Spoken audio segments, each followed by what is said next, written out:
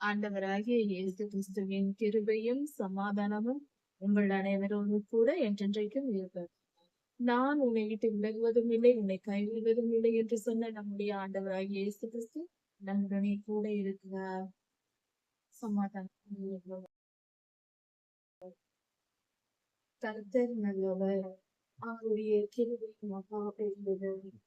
அவர் அன்புள்ளவர். அவருடைய அன்பை நாம் புரிந்து கொள்ள வேண்டும். கர்த்தரை நேசிக்க வேண்டும். கர்த்தரை நேசித்து அவரிடத்தில் அன்பு கொண்டு அவருடைய வார்த்தைகளை கேட்டு நடக்கும் பொழுது மனித இயல்பே இதுதான். அதாவது நாம் எப்பொழுதும் ஒரு பழக்கத்தை வைக்கிறோம். நமக்கு பிரியமானவர்கள் எதையாவது சொன்னால் நாம் அதை கேட்போம். இதை செய் என்றால் செய்வோம், இதை செய்யாதே என்றால் நாம் செய்ய மாட்டோம். நாம் யாரை நம்புகிறோமோ, நாம் யாரை அதிகமாய் நேசித்து அவர்களிடத்தில் அன்பு கொள்கிறோமோ அவர்களை நம்புகிறோம்.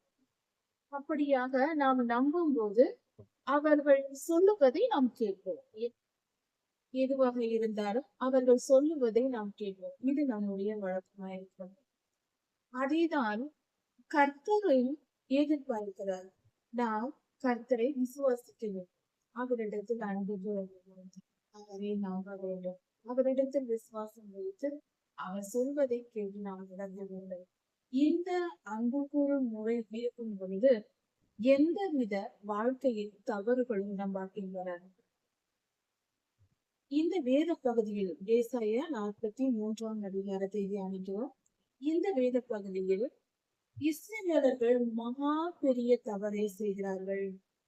எரேமியா தீர்க்கதரிசியினால் கர்த்தர் சொல்லுகிற வார்த்தையே இவர்கள் இல்லை, இது கர்த்தருடைய வார்த்தை அல்ல, பாருக்கு சொன்ன வார்த்தை என்று அவர்கள் உதாசீனப்படுத்துகிறார்கள். அந்த வார்த்தையை தீர்க்கதரிசியின் மூலமாக வந்த கர்த்தருடைய வார்த்தையை அவர்கள் ஏற்றுக்கொள்ளாமல் மீறி நடக்கிறார்கள். இது நிமித்தம் அவர்கள் மிக பெரிய அவர்கள் ஒட்டுமொத்த ஜனங்களின் அழிவுக்கும் இப்படிப்பட்ட ஒரு அவநம்பிக்கை காணப்படுகிறது. அவர்கள் சந்தேகப்படுகிறார்கள். தீர்க்கதரிசி சந்தேகப்பட்டு அவர் சொல்வது தவறு என்று அவர் மேல் சந்தேகப்பட்டு அந்த வார்த்தைகளை ஏற்றுக்கொள்ளாததினால் அத்தனை பேரும் இறந்துபடுகிறார்கள். இது குறித்தான செய்தியை நாம் இந்த வேத பகுதியில் தியானிக்க இருக்கிறோம். அதற்கு முன்பாக சந்தேகப்படுவது என்பது பொல்லாதவனால் ஏற்படுத்தப்படும் ஒரு வித குணம், ஒரு உணர்வு. மனிதனுக்கு சந்தேகத்தை தூண்டுவது அவனுடைய வேலை, பொல்லாதவனுடைய நம்முடைய சத்துருவின் வேலை. கர்த்தருடைய ஆவியானவர், கர்த்தர் நம்மோடு இருந்தால் அவர் தெளிவின் ஆவியாய் இருக்கிறார். தெளிவை நமக்கு சொல்லிக் கொடுப்பார். இது சரி என்றால் சரி, தவறு என்றால் தவறு. இது சந்தேகம் என்பதற்கு வேலையே இல்லை, தெளிந்த முடிவு. இப்படிப்பட்ட காரியத்தை பரிசுத்த ஆவியானவர் நமக்குள் இருக்கும்போது நாம் வெற்றி பெறலாம். வேத வசனத்தை தியானித்து ஜெபித்து கர்த்தரோடு நாம் ஐக்கியமாய் வாழும்போது இது நமக்கு மிக சுலபமாய் இருக்கும். ஒருவர் தவறு செய்தால் இவர்கள் தவறு செய்து விட்டார்கள் என்று தெளிவாய் நமக்கு புரியும். ஒருவர் தவறு செய்யவில்லை என்றால் நிச்சயம் இவர்கள் தவறு செய்யவில்லை என்பது நமக்கு தெளிவாய் புரியும். அப்படி இருக்கும் போது சந்தேகம் என்ற வார்த்தைக்கு அந்த வேலையே இல்லாமல் போகும். இதுதான் பரிசுத்த ஆவியானவரின் வழி நடத்துதல். ஆனால் பொல்லாத சத்துருவோ, பொல்லாதவனோ அப்படி அல்ல. அவனுடைய செயல்கள் வித்தியாசம். அவன் இப்படி இருக்குமா அப்படி இருக்குமா என்ற சந்தேக உணர்வை ஏற்படுத்துவான். இதுதான் பொல்லாதவன் நம்மை வழி நடத்துகிறான். பொல்லாத ஆவியின் பேச்சை நாம் கேட்கிறோம், அதாவது பாவம் செய்கிறோம். நாம் கர்த்தரை நெருங்கி இருக்கவில்லை என்பதற்கான அடையாளம், பரிசுத்த ஆவியானவர் நமக்கு செயல்படவில்லை என்பதற்கான அடையாளம். இப்படி இருக்குமோ அப்படி இருக்குமோ என்ற எந்த காரியத்தை சந்தேகப்பட்டாலும் நம்மிடத்தில் தெளிவில்லை என்றால், தெளிவான மனநிலை இல்லை என்றால், அதாவது நம்முடைய மனதில் சந்தேகம், குழப்பம், மன உளைச்சல், ஒருவித தவிப்பான நிலை, ஏக்கம், இப்படிப்பட்ட தவறாக, அதாவது நம் வேதனைப்படக்கூடிய உணர்வுகள் இருக்கிறது அல்லவா, பயம், இதெல்லாம் மிகப்பெரிய விஷயம். பயம், இப்படிப்பட்ட இந்த எல்லா காரியங்களும் பொல்லாதவனால் நம் இருதயத்திற்கு.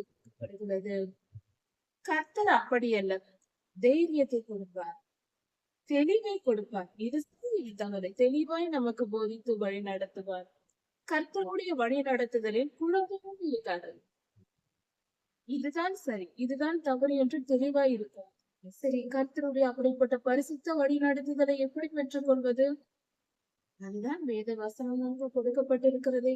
நம் வாழ்வில் சகல காரியங்களையும் தெளிவாய் நாம் ஒவ்வொரு நாளும் வாழ்வதற்கு தேவையான சகல ஞானமும் புதையலாய் நமக்கு மூட்டை கட்டி அதை புத்தகமாக்கி நமக்கு கொடுத்திருக்கிறார். அதுதான் பரிசுத்த வேதாகம். அந்த வேத வசனங்களை நாம் தியானிக்கும் போது நம் இருதயத்தில் குழப்பம் இருக்காது, சந்தேகம் இருக்காது, ஏக்கம் இருக்காது, பயம் இருக்காது, தவறான எந்தவித உணர்வுகளும் இருக்காது. தெளிவு, தைரியம் எல்லாம் இருக்கும், சந்தோஷம் இருக்கும், சமாதானம் இருக்கும். அப்படிப்பட்ட பரிசுத்த வேதத்தை எடுத்து தியானித்து கர்த்தருக்குள் நாம் ஒன்றாய் இணைவோம். பரிசுத்த வேதாகமும் ஒரு திருமணமான தம்பதியருக்கு நடுவே இருக்கிற அந்த தாலியை போன்று. அந்த தாலி என்பது திருமண உடன்படிக்கையின் அடையாளமாக கணவனால் மனைவிக்கு அணிவிக்கப்படுகிறது. அதுபோல கர்த்தருக்கும் நமக்கும் உள்ள உடன்படிக்கையின் அடையாளம், கர்த்தரிடத்தில் அவருடைய திருவாய் மலர்ந்து சொன்ன வார்த்தைகள் நம் இருதயத்தில் நிரப்பப்பட்டிருந்தால் நாம் அவருக்கு சொந்தமானவர்கள் என்று பொருள். யாத்ராகமம் 20ஆம் அதிகாரத்தில் சொல்லப்பட்டிருக்கிறது. ஒருவன் என்னிடத்தில் அன்பு கொண்டு என் கற்பனைகளையும் என் கட்டளைகளையும் கை கொண்டு நடந்தால் நான் அவர்கள் தேவனாய் இருப்பேன், அவர்கள் என் ஜனமாய் இருப்பார்கள் என்று 10 கட்டளைகள் கொடுக்கப்பட்ட அந்த இடத்தில் தான் கர்த்தர் பேசுகிறார். 10 கட்டளைகளை நம் இருதயத்தில் வைத்து அதை பின்பற்றி நடக்கும் போது நாம் கிறிஸ்தவர்கள். இல்லை என்றால் இல்லை என்று கூறணும். அதுதான் உடன்படிக்கை. கிறிஸ்தவர்கள் என்பதற்கான அடையாளம் ஒரு சிறிய என்னவென்றால் 10 கட்டளைகளை நாம் பின்பற்றுவோம். வேதாகமம் முழுவதும் 10 கட்டளைகளை விரிவாக விளக்கி சொல்லுங்கள். வேதாகமத்தை முழுவதும் படிக்கும்போது 10 கட்டளைகள் என்ற சாராம்சத்தை முழுமையாய் புரிந்து கொள்ளக்கூடிய சுலபமாகும். இப்படிப்பட்ட பரிசுத்த உடன்படிக்கையை கர்த்தர் இஸ்ரவேலருக்கு சீனாய் வனாந்திரத்தில் அவர்கள் தங்கி இருக்கும் போதே அவர்களுக்கு கொடுத்தார். ஆனால் அந்த உடன்படிக்கையை அவர்கள் கை கொள்ளாததினால், கர்த்தருடைய கட்டளைகளையும் கற்பனைகளையும் நியாய பிரமாணங்களையும் அவர்கள் எதையுமே ஒன்று கூட கேட்காமல் அவர்கள் மீறி நடந்ததின் நிமித்தம் அவர்களுக்கும் பரிசுத்த ஆவியானவரின் செயல்பாடு இல்லாமல் பொல்லாத இருளின் கிரியைகள், பாவ சுபாவங்கள் அவர்களுக்குள் வேரூன்றியது. இதன் விளைவாக கர்த்தருடைய வார்த்தை என்னும் வெளிச்சம் அவர்களுக்குள் இல்லாததினால் இருள் அவர்கள் இருதயத்தை சூழ்ந்து கொண்டது. அதன் விளைவு அவர்கள் பாவம் செய்தார்கள். ஒன்றல்ல, இரண்டல்ல, நூற்றுக்கணக்கான வருடங்களாக, பல 100 வருடங்களாக அவர்கள் பாவம் செய்தார்கள். கர்த்தர் தீர்க்கதரிசிகளினால் சொல்லி சொல்லி பல முறை அவர்களுக்கு எச்சரிப்பை சொல்லி இருந்தும் கூட அதை அவர்கள் ஏற்க மறந்தார்கள். ஏற்க மனம் இல்லை அவர்களிடத்தில். கடைசியாக பாபிலோனுக்கு சிறைப்பட்டு போன பின்பு மிச்சம் கொஞ்ச கடைசி ஜனங்கள் கூட கில்கால் எகிப்துக்கு போவோம், இங்கே இருந்தால் மறித்து போவோம் என்று இஸ்ரவேல் யூதாவை விட்டு எருசலேமை விட்டும் கிப்காமுக்கு போகிறார்கள் எகிப்துக்கு போவதற்காக. அங்கே எரேமியா தீர்க்கதரிசி சொல்லுகிறார், கர்த்தருடைய வார்த்தை வந்து, அந்த வார்த்தை என்னவென்றால் பரிசுத்தமான கர்த்தருடைய தீர்க்க தரிசனத்தை தான் எரேமியா சொல்லுகிறார். ஆனால் அதை கேட்கிற இந்த ஜனங்கள் என்ன சொல்லுகிறார்? தீர்க்கதரிசி ஐயா ஜெபிக்க சொல்லுகிறார்கள். எகிப்துக்கு போக புறப்பட்ட இஸ்ரவேலர்கள் அங்கிருந்து கொண்டு அவர்கள் எரேமியா தீர்க்கதரிசியின் இடத்தில் சொல்லுகிறார்கள், எங்களுக்காக விண்ணப்பம் செய்யுங்கள், இந்த எருசலேம் நகரத்திற்கும் யூதா ஜனங்களாகிய எங்களுக்கும் நடந்திருக்கிற துன்பங்கள் எல்லை இல்லை. அளவுக்கு அதிகமான துன்பங்களை நாங்கள் அனுபவித்து விட்டோம். பாபிலோன் ராஜா அநேகம் பேரை கொன்று போட்டார், சிறைபிடிக்கப்பட்டு போனார்கள், எருசலேம் நகரம் எரிக்கப்பட்டு போயிற்று, தேவாலயம் எரிக்கப்பட்டு போயிற்று. இத்தனையையும் நாங்கள் அனுபவித்து முடித்து விட்டோம். மிச்சம் இருப்பது நாங்கள் கொஞ்ச ஜனங்கள் தான். நாங்கள் இங்கே இருந்தால் கல்தையர் எங்களையும் அழித்து போடுவார்கள். நாங்கள் எகிப்துக்கு போகலாம் என்று நினைக்கிறோம். ஆனாலும் கர்த்தருடைய வார்த்தை என்ன, கர்த்தர் என்ன சொல்லுகிறார் என்பதை கேட்டு எங்களுக்கு சொல்லுங்கள். கர்த்தர் நன்மை சொன்னாலும் தீமை சொன்னாலும் நாங்கள் அதை கேட்டுக்கொள்கிறோம் என்று எரேமியாவை யூதா ஜனங்களுக்காக ஜெபிக்கும்படி அந்த ஜனங்கள் வேண்டிக் கொள்கிறார்கள். அவர்கள் வேண்டுதலை கேட்ட தீர்க்கதரிசி ஐயா ஜெபிக்கிறார் கர்த்தரிடத்தில். 10 நாள் கழித்து கர்த்தர் பதில் தருகிறார். எகிப்துக்கு போக வேண்டாம், அங்கே போனால் நீங்கள் பஞ்சம் இருக்காது, பட்டயம் இருக்காது, யுத்தம் இல்லாமல், பஞ்சம் இல்லாமல், நோய் இல்லாமல் சமாதானமா வாழலாம் என்று நீங்கள் போகிறீர்கள். அங்கு போனால் நீங்கள் எதிர்பார்த்ததற்கு நேர்மாறாக பஞ்சத்தையும் பட்டயத்தையும் கொள்ளை நோயையும் வரவழைத்து உங்களை கொன்று போடுவேன். அங்கு போக வேண்டாம், நீங்கள் யூதா தேசத்திலேயே இருங்கள், உங்களை நான் காப்பாற்றுவேன் என்று கர்த்தர் சொன்னார். கர்த்தருடைய வார்த்தை எதுவானாலும் கேட்டுக்கொள்கிறேன் என்று சொன்ன ஜனங்கள் எரேமியா இந்த வார்த்தையை சொன்ன போது, கர்த்தருடைய வார்த்தையை சொன்ன போது கேட்க மறுத்தார்கள். இந்த வார்த்தை கர்த்தரிடத்திலிருந்து வரவில்லை. தங்களுக்கு விருப்பமான செய்தி வந்தால் அது கர்த்தர் சொன்னார் என்று விசுவாசித்து ஏற்றுக்கொள்வது.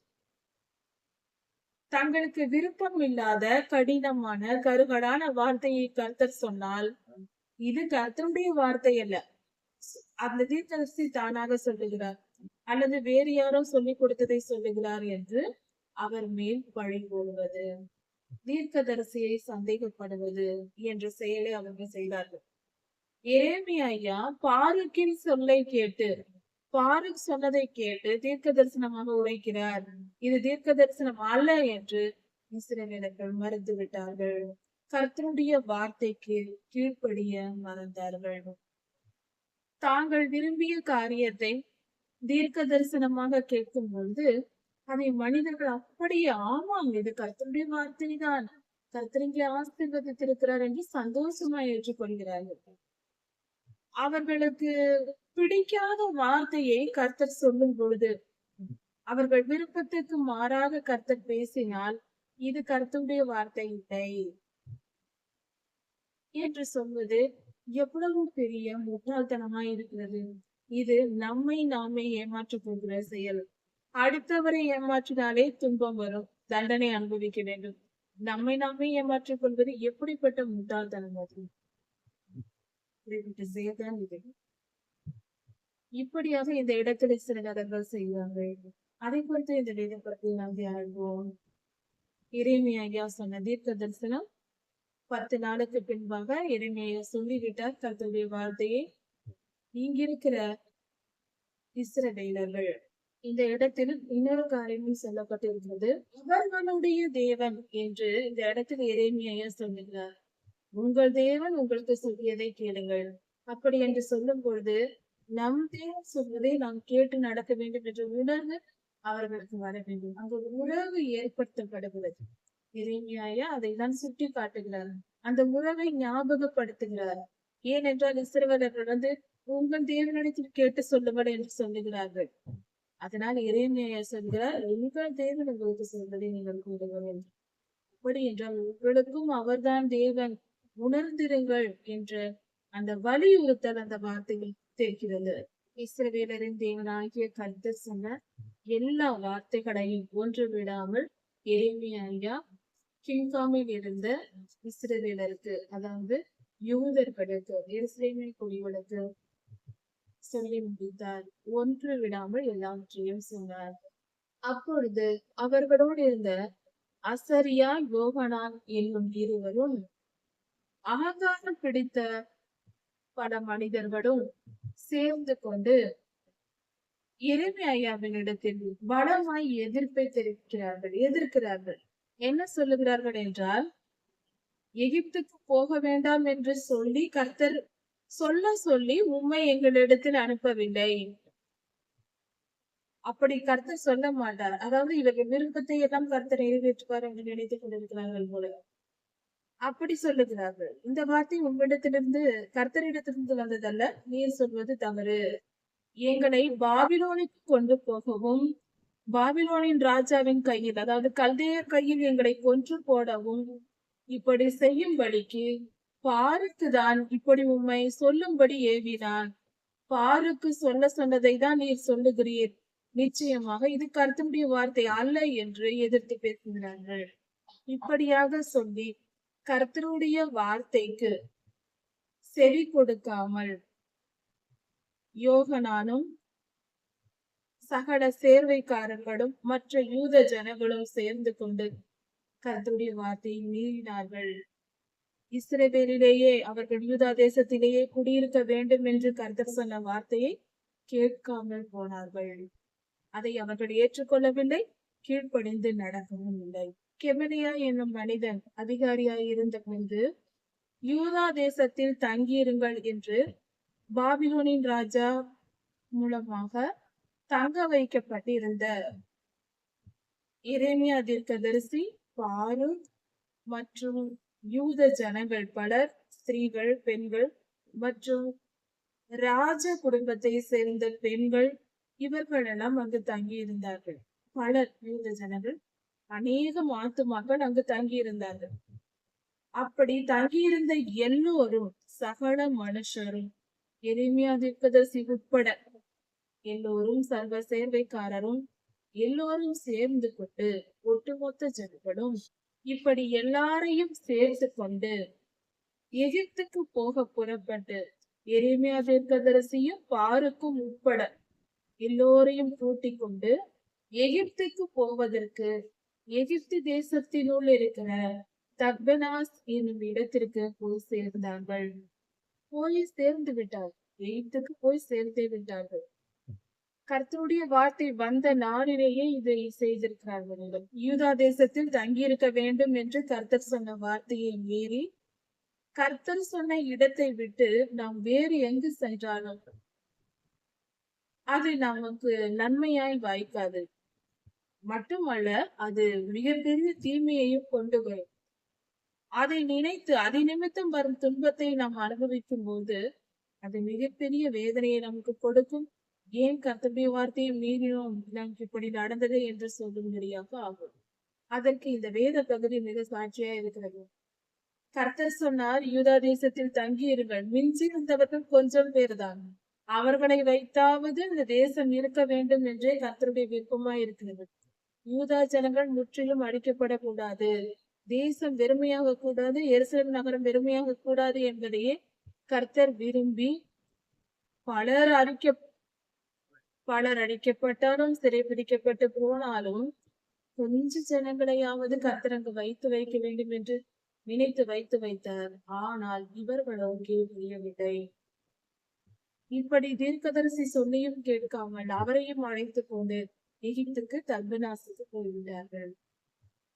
இப்படி அந்த தக்பனாஸ் என்னும் இடத்தில் அவர்கள் தங்கியிருக்கும். அதுதான் எகிப்தின் தலைநகரமாய் இருந்திருக்கிறது. அந்த இடத்தில் தான் பார்வோனின் அரண்மனை இருந்திருக்கிறது. அந்த அரண்மனையில் ஒளிமுக வாசலில், அந்த அரண்மனைக்கு உள்ளே நுழையும் ஒரு இடம், அந்த ஒளிமுக வாசலில் ஒரு சூளை இருக்கிறது. கர்த்தர் சொல்லுகிறார், அந்த அரண்மனையில் தக்பனாசில் இருக்கிற பார்வோனின் அரண்மனையில் ஒளிமுக வாசலில் இருக்கிற அந்த சூளையின் களிமண்ணிலே பெரிய கற்களை எடுத்து கொண்டு போய் அதில் நீ பதித்து வை என்று கர்த்தர் சொல்லுகிறார். எரேமியா தீர்க்கதரிசி கருங்கற்களை எடுத்துக்கொண்டு போய் அந்த சூளையில் இருக்கிற களிமண்ணில் பதித்து வை என்று சொல்லுகிறார். இதன் பொருள் என்ன? ஏன் அப்படி சொல்லுகிறார்? அப்படி நீ பதித்து வை, அந்த கற்களின் மேலே நான் பாபிலோனின் ராஜாவின் சிங்காசனத்தை நான் அமைப்பேன் என்று கர்த்தர் சொல்லுகிறார். இஸ்ரவேலர்கள் பாவம் செய்து அழிந்தது மட்டுமல்ல, இவர்கள் போகும் இடமெல்லாம் அழிவு உண்டாகிறது. கர்த்தர் சொல்லுகிறார் எரேமியா தீர்க்கதரிசியை பார்த்து, நீ அந்த கற்களை பதித்து வைத்த இடத்தில் பாபிலோன் ராஜாவாகிய நேபுகாத் என்னும் ராஜாவை நான் அழைத்து அனுப்பி வரவழைத்து, அந்த கற்களின் மேல் பாபிலோன் ராஜாவின் சிங்காசனத்தை ஸ்தாபித்து, அதன் மேல் அந்த ராஜா தன் கூடாரத்தை விரிப்பான். அப்படி என்றால் எகிப்தை ஆளுகை செய்து கொள்வான். எகிப்து தேசமே பாபிலோனுக்கு அடிமையாக போகிறது. இவர்கள் பாபிலோனின் ராஜாவுக்கு பயந்து கொண்டுதான் எகிப்துக்கே ஓடினார்கள். கர்த்தர் எகிப்தையே பாபிலோன் ராஜாவின் கையில் ஒப்பு கொடுத்து விட்டார். இப்பொழுது எப்படி இருக்கிறது? கர்த்தருக்கு கீழ்ப்படியாமல் எங்கே போய் நின்றாலும் நமக்கு முன்பாக கர்த்தர் அங்கே நிற்பார், நம்மை அடிப்பதற்கு. இது எப்படிப்பட்ட காரியமாய் இருக்கிறது? கர்த்தருடைய வழி நடத்துதல், அவருடைய வல்லமை, இதை நாம் புரிந்து கொள்ள வேண்டும். இல்லை என்றால் இந்த வேத பகுதியில் நாம் கவனிக்கிற இந்த வார்த்தைகளின்படியே அன்று இஸ்ரவேலர்கள் பட்ட பாடுகளைப் போலதான் நாமும் அனுபவிக்க வேண்டி வரும். இது எவ்வளவு பெரிய ஒரு சிறந்த பாடமாக நமக்கு இருந்தது. கர்த்தரின் வல்லமையையும் அவருக்கு நாம் செவி கொடுக்க வேண்டிய அவசியத்தையும் புரிந்து கொள்ள வேண்டும். இப்படியாக நான் பாபிலோன் ராஜாவை வரவழைப்பேன் எகிப்துக்கு. அவன் வந்து சிறையிருப்புக்கு ஏதுவானவர்களை சிறையிருப்புக்கும், பட்டயத்துக்கு ஏதுவானவர்களை பட்டயத்திற்கும், சாவுக்கு ஏதுவானவர்களை சாவுக்கும் ஒப்பு கொடுப்பான் என்று சொல்லப்பட்டிருக்கிறது. இதில் இன்னும் மிகப்பெரிய ஒரு ஆழமான சத்தியம் இருக்கிறது. அது என்னவென்றால், கர்த்தருடைய நியாய தீர்ப்புகள் என்பது மிக மிக துல்லியமானது. வேதத்தை ஆராயும் பொழுது அது மிக துல்லியமாக நியாயம் தீர்க்கப்படுகிறது என்பதை வெளிப்படுத்துகிறது. ஒரு காரியத்தை நாம் கவனித்து பார்ப்போம். ஒரு ராஜா வந்து ஒரு தேசத்தில் நுழைந்து அங்கு இருக்கிறவர்களை கொள்ளையாடுகிறான் என்றால் பொதுவாக எல்லோரையும் கொள்ளுவார்கள், அல்லது ஒரு சில பேரை ஒரு சில ஊருக்கு சென்று அங்க இருக்கிற ஜனங்களை கொள்ளுவார்கள், அல்லது யுத்தத்திற்கு வருகிறவர்களோடு யுத்தம் செய்து கொள்வார்கள். இப்படிதான் நடக்கும். ஆனால் இங்க சொல்லுகிறார் கர்த்தர், சாவுக்கு ஏதுவானவர்களை சாவுக்கும், பட்டயத்துக்கு ஏதுவானவர்களை பட்டயத்திற்கும், சிறையிருப்புக்கு ஏதுவானவர்களை சிறையிருப்புக்கும் ஒப்பு கொடுப்பான் என்று சொல்லுகிறார். இந்த ராஜா ஒப்பு கொடுப்பார் என்று. அங்கிருந்த யூதர்கள் என்ன பாவம் செய்தார்கள்?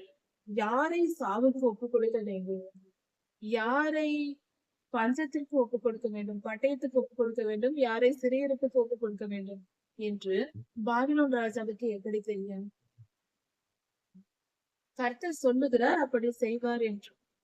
அது மட்டுமல்ல, இன்னொரு வார்த்தையும் கர்த்தர் சொல்கிறார், என்னுடைய ஊழியக்காரனாகிய நேபுகாத்நேச்சார் என்று சொல்லுகிறார் பாபிலோன் ராஜா. இந்த வார்த்தையை நாம் கவனிக்க வேண்டும். நேபுகாத்நேச்சார் ராஜா ரட்சிக்கப்படவில்லை, யூதர் அல்ல, கர்த்தரை அறியாத மனிதன். அவரை குறித்து கர்த்தர் சொல்லுகிறார், அவர் என்னுடைய ஊழியக்காரர் என்று சொல்லுகிறார். இது நமக்கு எப்படி புரிந்து கொள்வது? மிகப்பெரிய ஒரு சத்தியம் இதில் மறைந்திருக்கிறது. சாத்தானும் கூட கர்த்தருக்கு தான் ஊழியம் செய்து கொண்டிருக்கிறார். இன்றும் கூட அவன் நமக்கு தீமை செய்கிறான், அவன் அழிக்கப்பட வேண்டும், இதெல்லாம் நம்முடைய விருப்பமாய் இருக்கிறது. என்றாலும் நம்முடைய அக்கிரம சிந்தையை நீக்குவதற்கு, நம் துர்குணங்களை நம்மை விட்டு நீக்கி நம்மை சுத்திகரிப்பதற்கு கர்த்தர் துன்மார்க்கரை நம் வாழ்க்கையில் பயன்படுத்துகிறார் என்பதை, துன்மார்க்கரிடம் நாம் ஒப்பு கொடுக்கப்படுகிறோம். அவர்கள் நம்மை ஆண்டு கொண்டு துன்பப்படுத்தும் போதும் துயரப்படுத்தும் பொழுதும் அந்த துன்பத்தின் நிமித்தம் நாம் சுத்திகரிக்கப்படுகிறோம். நம் இருதயம் தாழ்த்தப்பட்டு நம் ஆத்துமா பரிசுத்தத்திற்கு நேராக பக்குவம் அடைகிறது. நம் கடின இருதயம் லகுவாகிறது. கர்த்தரே இந்த காரியத்தை செய்கிறார், அதை உணர்ந்து கொள்வோம். கர்த்தர் மிகவும் பெரியவர்.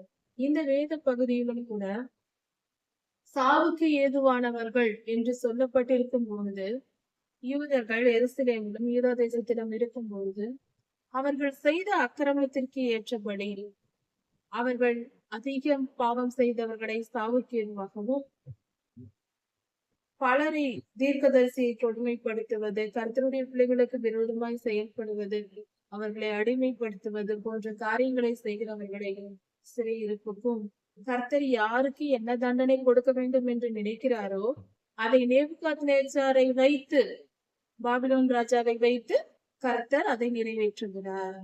அப்படி என்றால் ஒட்டுமொத்தமாக ஒரு நியாய தீர்ப்பு கொடுக்கப்படுவதில்லை.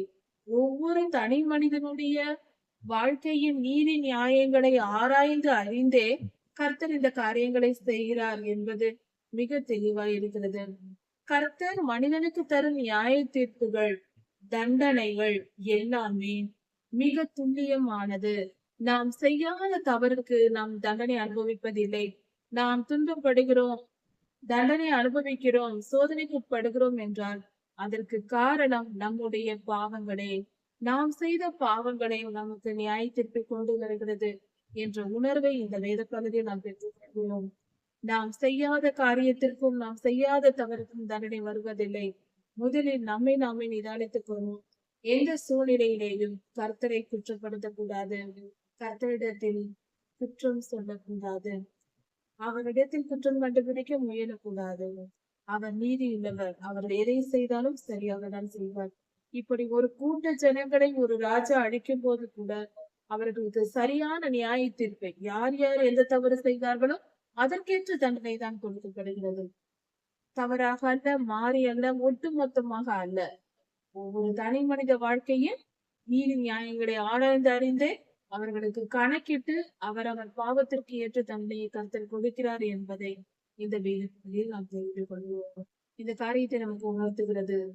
சாவுக்கு ஏதுவானவர்கள் என்ற வார்த்தை, சாவுக்கு ஏதுவானவர்கள், சிறையிருப்புக்கு ஏதுவானவர்கள், பட்டயத்துக்கு ஏதுவானவர்கள், அதற்கு ஏதுவானவர்களே அந்த நியாய தீர்ப்பை பெற்றுக் கொள்கிறார்கள். அவரவர் பாவத்திற்கு ஏற்ற தண்டனையாக நியாயத்திற்கு கொடுக்கப்படுகிறது.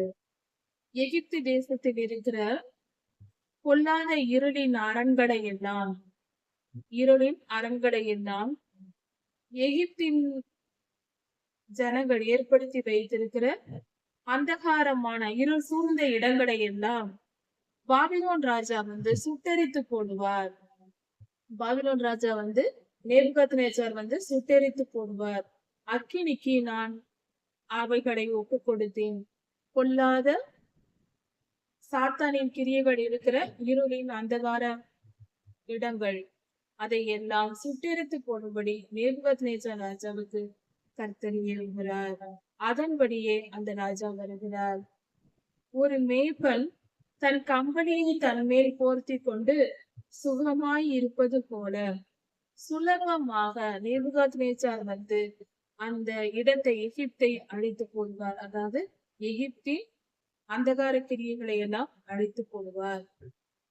இன்னும் கர்த்தர் சொல்லுகிறார், எகிப்தில் இருக்கிற பெத்ஷிமேசி கோயில்களை இடித்து அங்கிருக்கிற எகிப்தின் தேவர்களை வழிபடுகிற கோயில்களை எல்லாம் அக்னியால் சுட்டெரிப்பார். பாபிலோன் ராஜா இப்படி செய்ய போகிறார் என்று கர்த்தர் முன்கூட்டியே இஸ்ரவேலருக்கு சொல்லுகிறார். இது அப்படியே நடந்து முடிந்தது, வரலாறு இது. பாபிலோன் ராஜாவாகிய நேபுகாத்நேச்சார் எகிப்து தேசத்தை சுட்டெரித்து போட்டு இப்படியாக அந்த இடத்துல ஒரு சுத்திகரிப்பு நடக்கிறது. இப்படி நடக்கும் என்று இஸ்ரவேலின் தேவனாகிய கர்த்தர் சொல்லுகிறார் என்று எரேமியா தீர்க்கதரிசி கர்த்தருடைய வார்த்தையை எல்லாம் சொல்லி முடித்தார். அதாவது எகிப்து தேசத்திற்கு பொல்லாத ஆவிகளின் நிமித்தம் அந்த இடத்திலும் ஒரு சுத்திகரிப்பு நடக்கிறது. இவர்கள் போகிறார்கள், அந்த இடத்திலும் சுத்திகரிப்பு நடக்கிறது. இஸ்ரவேலர்களும் யூதர்களும் அழிக்கப்படுகிறார்கள். இங்க இருக்கிற எல்லா பாவக்கிரியைகளும் அழிக்கப்படுகிறது. இப்படியாக கர்த்தர் நியாய தீர்ப்பை எழுதினார். கர்த்தர் நல்லவர், அவர் பரிசுத்தர். பரிசுத்த தெய்வத்தை நாம் பரிசுத்தமாய் வாழ்ந்து அவரை சேர வேண்டும். அவருடைய பரிசுத்தத்தை கற்றுக்கொண்டு அவருக்கு பிள்ளைகளாகவும் நமது ஆண்டவராகிய இயேசு கிறிஸ்து சீக்கிரம் வரப்படுகிறார். அவருடைய வருகைக்கு நாம் ஆயத்தப்படுவோம். கர்த்தருடைய ஆசீர்வாதம் ம். அதான்.